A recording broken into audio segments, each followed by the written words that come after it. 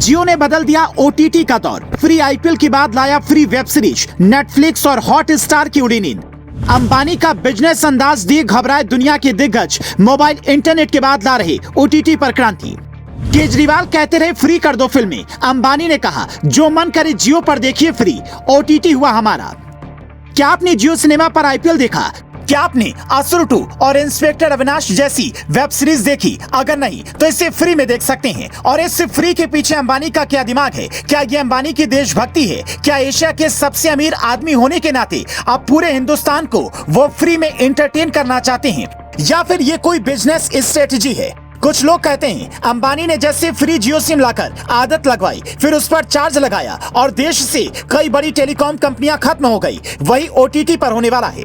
शायद इसीलिए नेटफ्लिक्स और हॉटस्टार जैसी कंपनियां इससे घबराई हुई हैं।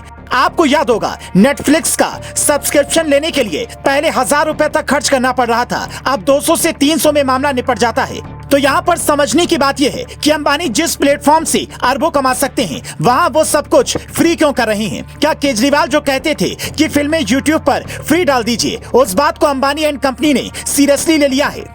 हॉटस्टार डिज्नी के 4 करोड़ यूजर हैं। अगर 149 वाले प्लान से भी हिसाब लगाएं तो उसे 596 करोड़ मिलते हैं। अमेजॉन प्राइम के करीब 2 करोड़ यूजर हैं। अगर 300 वाले प्लान से भी हिसाब लगाएं तो 600 करोड़ मिलते हैं। नेटफ्लिक्स के करीब 60 लाख यूजर हैं। अगर 149 वाले प्लान से हिसाब लगाएं तो उसे करीब 89 करोड़ रुपए मिलते हैं।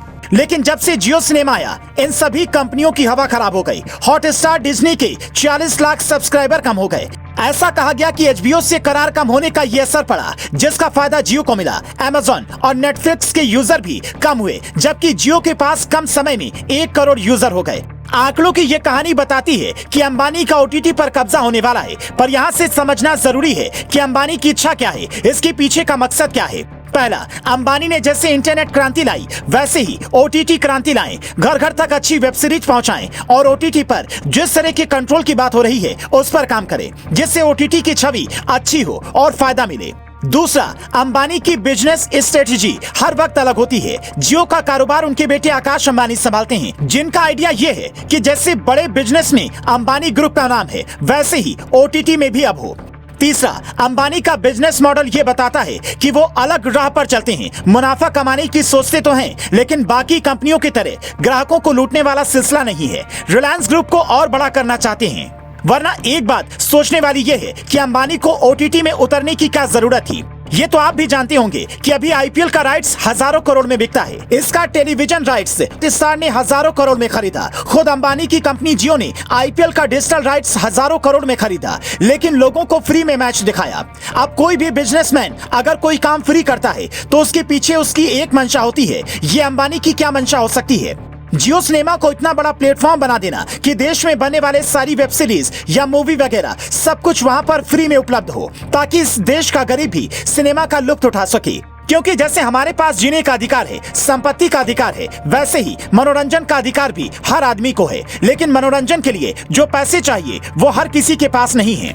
और जब कोई बिजनेसमैन ये ठान ले कि वो समाज के हर तबके पर अपनी कंपनी को पहुंचाएगा, तो फिर ये उसकी देशभक्ति का एक अलग लेवल हो जाता है। अंबानी जिस हिसाब से मंदिरों में दान देते हैं, वो भी उनके भगवान के प्रति समर्पण ही दिखाता है। पर कहते हैं कई लोगों को ये रास नहीं आता है, वो उद्योगपतियों को भला बुरा कहते हैं। मोदी सरकार पर अंबानी अडानी का पक्ष लेने का आरोप लगाते हैं। पर कोई भी देश अगर बिजनेस फ्रेंडली नहीं होगा, वहाँ अडानी अंबानी जैसे हजारों उद्योगपति नहीं होंगे जो लाखों लोगों को रोजगार दें, समाज कल्याण के बारे में सोचे। वो देश कैसे अमेरिका से आगे निकलेगा? आप शायद जानकर हैरान हो जाएं कि अरबपतियों की जो लिस्ट आती है उसमें अमेरिका समेत यूरोपियन देशों के 50% लोगों के नाम है, जिसमें हिंदुस्तान के गिने चुने लोग होते हैं। और ऐसा क्यों है? इसलिए ना कि उद्योग को हमने पहले महत्व नहीं दिया और आज जब दे रहे हैं तो कैसे दुनिया हमारे कदमों में झुकने को तैयार है, ये देख लीजिए। और अंबानी का अलग प्लान शायद यही हो कि वो ओटीटी के ऐसे बादशाह बने जहां गरीब और अमीर दोनों एंटरटेनमेंट का मजा लें। और आप इस बारे में क्या सोचते हैं, हमें कमेंट करके बताएं।